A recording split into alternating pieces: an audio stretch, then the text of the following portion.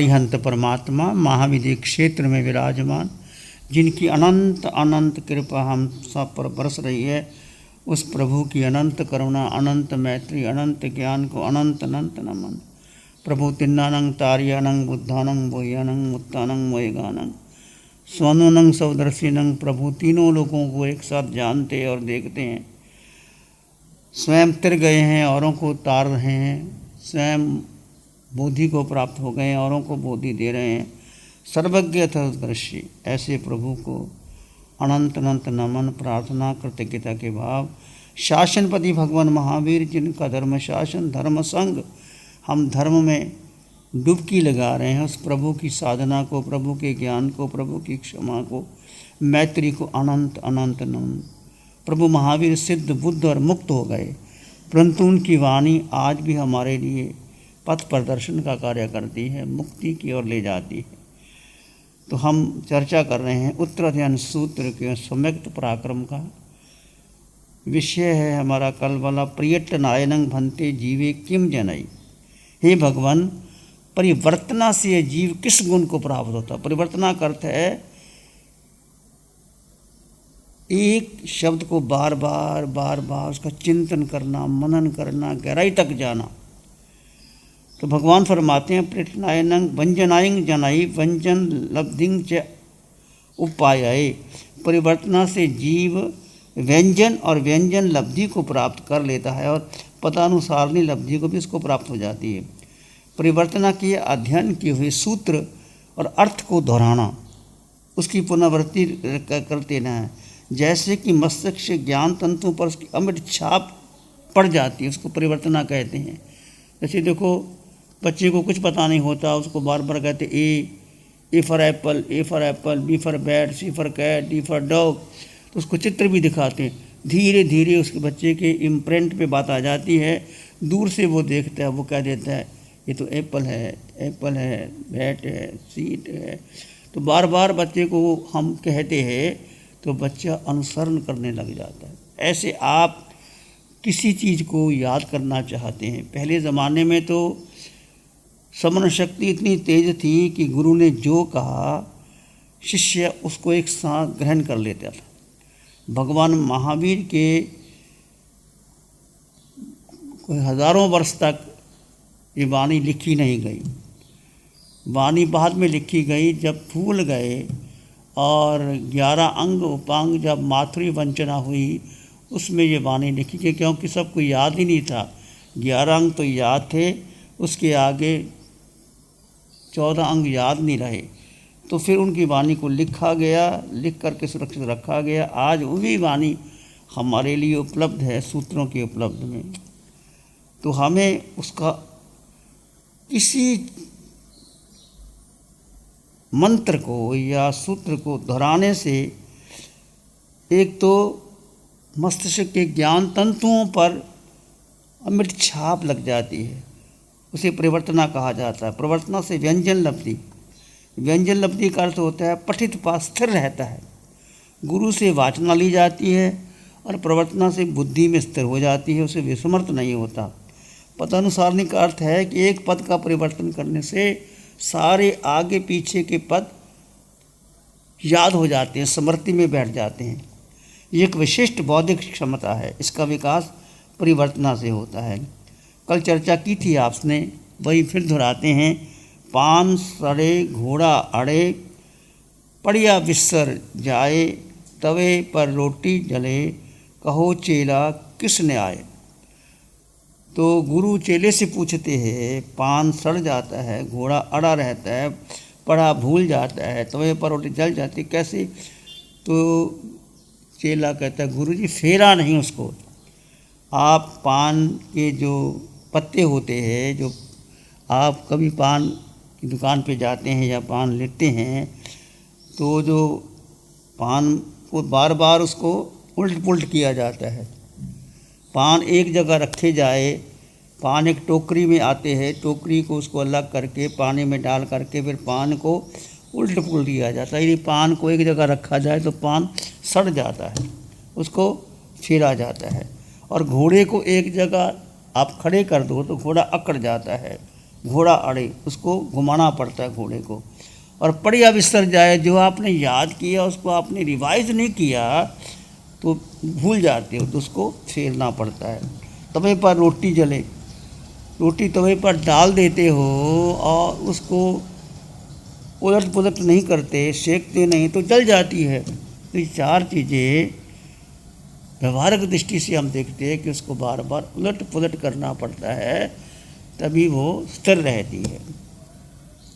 ऐसे आप अपने जीवन में जो भी ज्ञान प्राप्त करते हैं, शिष्य गुरु से वांछना लेता है और वो वांछना तभी स्थिर रहती है जब बार बार उसका प्रवर्तन किया जाए।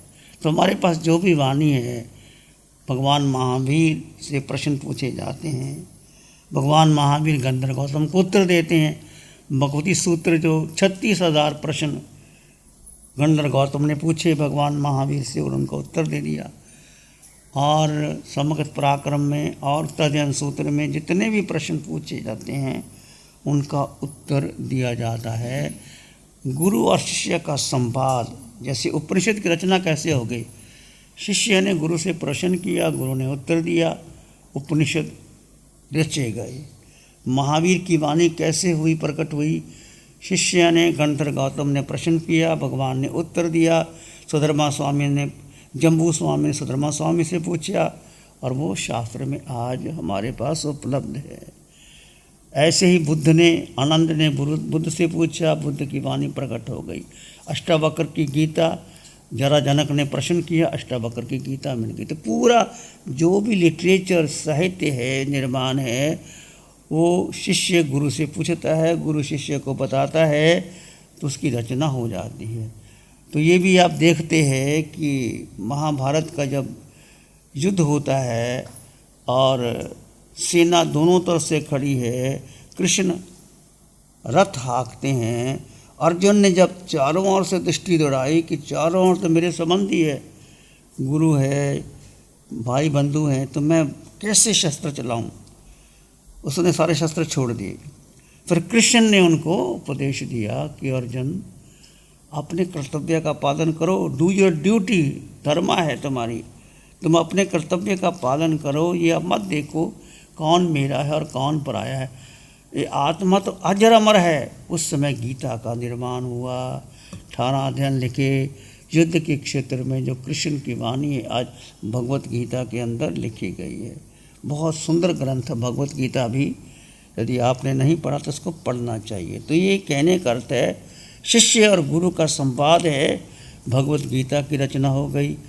अर्जुन ने प्रश्न पूछे कृष्ण से, कृष्ण ने उत्तर दे दिया, और गंधर्व गौतम ने भगवान से पूछा, भगवान ने उत्तर दे दिया। अष्टावक्र ने, जनक ने पूछा, अष्टावक्र में महागीता हो गई और बुद्ध की वाणी लिखी गई। ऐसे ही हम शिष्य गुरु के संवाद से जितना भी हमारे पास आज अध्यात्म का या भौतिक जगत का या विज्ञान का युग है, आज कैसे कैसे आज यहाँ बैठे विज्ञान कितना, पूरे वर्ल्ड में आप यहाँ बैठे हो, पूरे वर्ल्ड में बात चली जाती है। पहले पत्र लिखना था, फिर पोस्ट में डालते थे, वो उत्तर आता था, 15-20 दिन लग जाते, पत्र मिलता है कि नहीं मिलता। आज यहाँ बैठे हो आप, सीधा डायरेक्ट बैठे बैठे चला जाता और आपको उत्तर भी आ जाता है, यस और नो। कितना विज्ञान एडवांस हो गया है। ये सब प्रवर्तन की बात है, कैसे कैसे विज्ञान ने। तो कहते हैं जब वैज्ञानिकों ने देखा कि पक्षी कैसे उड़ जाता है, चिड़िया उड़ जाती है, मोर उड़ जाता है, पक्षी उड़ जाते हैं, तो मनुष्य क्यों नहीं उड़ सकता। तो वैज्ञानिकों ने दिमाग लगाया, मनुष्य क्यों नहीं उड़ सकता। इससे एरोप्लेन का शुरुआत हुई और एरोप्लेन बन गया। कैसे कैसे विज्ञान होते हैं, कहाँ से कहाँ विज्ञान पहुँच जाता है। तो प्रवर्तन करना बहुत ज़रूरी है। हमारे यहाँ आचार्य आत्माराम जी महाराज साहब, जो शर्मन संघ के प्रथम प्रधान आचार्य श्री जी थे, वो सारे स्वाध्याय सूत्र का बड़ा गहरा अध्ययन करते थे। एक सूत्र को कहते हैं आचारांग सूत्र 70 बार उन्होंने अध्ययन किया। ये मत समझो कि एक बार पढ़ लिया, बार बार जैसे बार बार पढ़ते हो, बार बार पढ़ते हो, बार बार पढ़ते हो, तो आपके भीतर उसका एक नक्शा बन जाता है और आपके मस्तिष्क में ज्ञान तंतु उसके भर जाते हैं। ऐसे ही प्रवर्तन करने से आचार्य श्री जी बता देते थे अंतिम समय आचार्य श्री जी की आंखें नहीं रही, उनको कैंसर का रोग हो गया, हड्डी टूट गई, पर वो बैठे बैठे पूछते कि इस सूत्र में क्या लगा है। तो आचार्य श्री जी कहते जाओ ये सूत्र लाओ, निकाल करके वो इस पेज पर, इस लाइन पर इसका ये उत्तर है। तो देख के नहीं बताते थे, वो अपने दिमाग से, या वो इतनी उनकी स्मरण शक्ति थी, 32 सूत्र में कहाँ किस सूत्र में क्या लिखा है बता देते थे। तत्वार सूत्र के बारे में भी कहा जाता है, कोई कहता है ये दिगंबरों का है, कोई कहता है श्वेतांबरों का है। आचार्य श्री जी ने कहा ये दिगंबर श्वेतांबर का नहीं, ये तो श्वेतांबर का ही सूत्र है। 32 सूत्रों का सार तत्वार सूत्र में है। तत्वार का पहला सूत्र है सम्यक दर्शन ज्ञान चित्राणि मोक्ष मार्ग, the right perception, the right knowledge, right conduct, these 3 are jewels in Jainism that lead to the liberation of Mankind.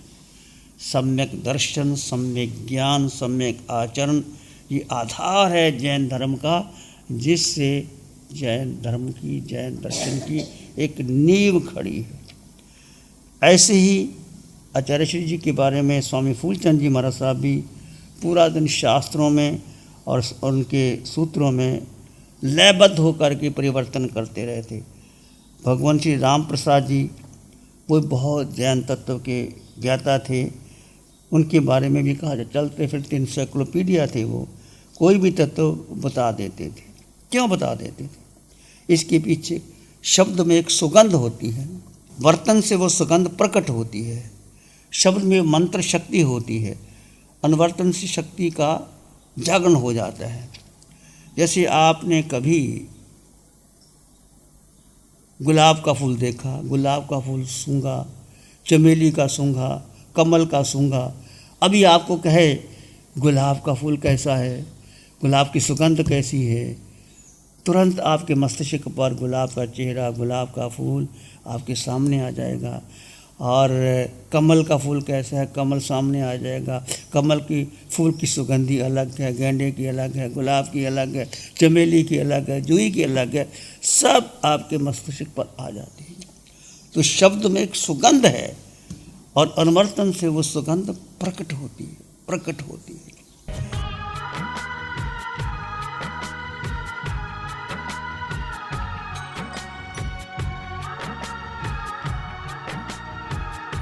ध्यान करेंगे थोड़ी देर के लिए, आंखें बंद, मन वचन काया शांत, शरीर शांत, विचार शांत, सृष्टि शांत, वातावरण शांत, हर दिशा हर किनारा शांत, शांत शांत शांत। सिर के सिरे से पांव के अंगूठे तक अपने भीतर शुद्ध चेतना का एहसास कीजिए।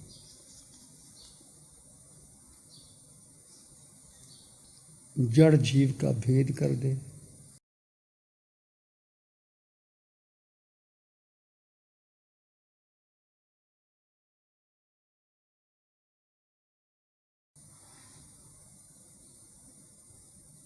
मैं जीवात्मा हूँ, अनंत सुख से संपन्न परिपूर्ण आत्मा हूँ। विचार आए तो आने दें, जाएं तो जाने दें, तुम मात्र दृष्टा।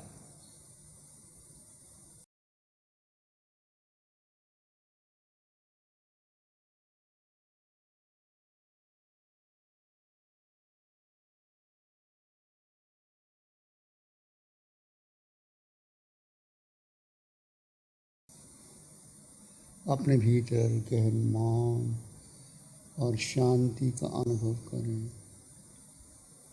इसी में एक लंबा गहरा श्वास लें। अरिहंत परमात्मा के चरणों में अनंत कृतज्ञता ज्ञापित करें। एक और लंबा गहरा श्वास। अरिहंत परमात्मा के चरणों में नमन और वंदन। दोनों हाथों को आंखों पे ले जाएं। हल्का सा स्पर्श, धीरे से आंखें खोल सकते हैं। नमो अरिहंतानंग, नमो सिद्धानंग, नमो आयर्यानंग, नमो वज्झायानंग, नमो लोए सप्साहुनम धम्मो मंगल मुकिटम, अहिंसा संयमो तभो देवावित्तं नमं संति जस धम्मे श्यामनो।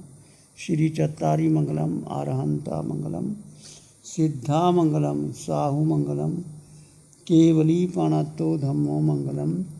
चत्तारी लोगोत्तमा, आरहंता लोगोत्तमा, सिद्धा लोगोत्तमा, साहु लोगोत्तमा, केवली पाणत्तो धम्मो लोगोत्तमा। चत्तारी शरणं पवज्जामि, अरहन्ते शरणं पवज्जामि, सिद्धे शरणं पवज्जामि, साहु शरणं पवज्जामि, केवली पाणत्तं धम्मं शरणं पवज्जामि। चार शरण दुख हरण जगत में, और न शरणा कोई होगा, जो भव्य प्राणी करे आराधन उसका। Program sponsored by Mohit Paul, Advocate Supreme Court. Preeti Jain, Executive Director, Man Aluminium Limited. 9810841571। गुरु हमको ऐसी कृपा दृष्टि दे।